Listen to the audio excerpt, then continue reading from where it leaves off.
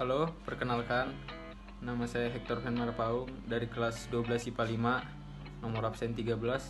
Di sini saya akan menjelaskan tentang sifat koligatif larutan sebagai nilai PTS kimia. Sebelum kita masuk ke pembahasan, kita harus tahu dulu apa itu sifat koligatif larutan. Sifat koligatif larutan adalah suatu sifat yang hanya dipengaruhi oleh jumlah partikel zat terlarut. Jadi, semakin banyak zat terlarut, maka semakin besar juga sifat koligatifnya. Sifat koligatif larutan terdiri dari dua jenis, yaitu sifat koligatif larutan elektrolit dan non-elektrolit. Macam-macam sifat koligatif larutan yaitu yang pertama ada penurunan tekanan uap, delta P. Yang kedua ada penurunan titik beku, delta TF. Yang ketiga ada kenaikan titik didih, delta TB. Yang terakhir ada tekanan osmotik, yaitu yang dilambangkan dengan V. Pada kesempatan kali ini saya akan membahas tentang kenaikan titik didih. Yang sebelum itu kita harus tahu dulu apa itu kenaikan titik didih. Kenaikan titik didih adalah merupakan suhu yang terbentuk ketika besar tekanan uap sebuah zat cair sama dengan besar tekanan eksternal yang dialami oleh cairan tersebut.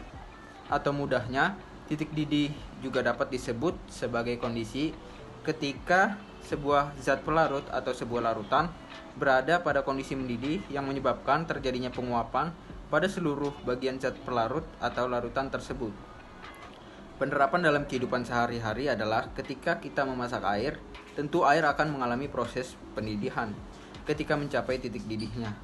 Saat kita menambahkan garam ke dalam masakan tersebut, hal itu akan membuat titik didih dari air akan menjadi meningkat. Akibatnya air akan mendidih dengan waktu yang lebih lama. Nah, di sini kita masuk ke rumus kenaikan titik didih.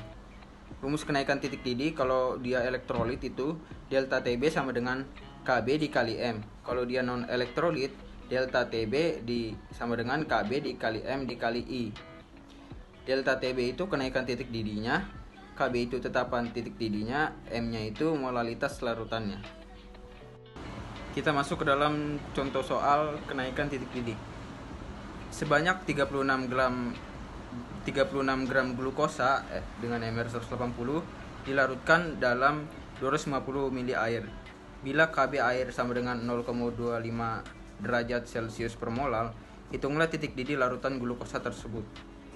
Nah, diketahui zat terlarutnya itu 36 gram yaitu glukosa, zat pelarutnya itu 250 ml yaitu air, KB-nya 0,52 derajat Celcius per molal, dan MR-nya 180. Yang ditanya kenaikan titik didih larutan glukosa.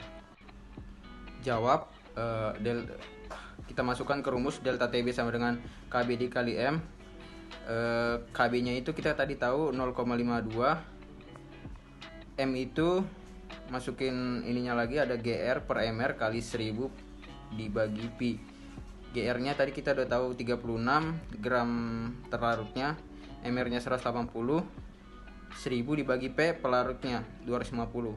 Delta TB 0,52 kali 36 kali bagi 180 kali 1000 bagi 250 hasilnya 0,8.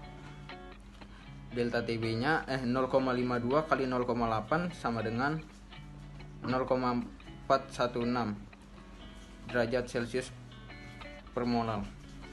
Nah, yang ditanya titik didih larutannya, kita masukin lagi TB itu sama dengan titik didih pelarut, titik didih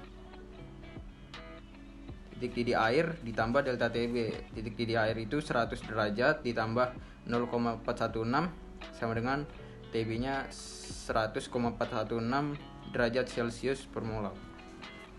Sekian penjelasan dari saya tentang sifat koligatif larutan, semoga dapat dipahami. Terima kasih.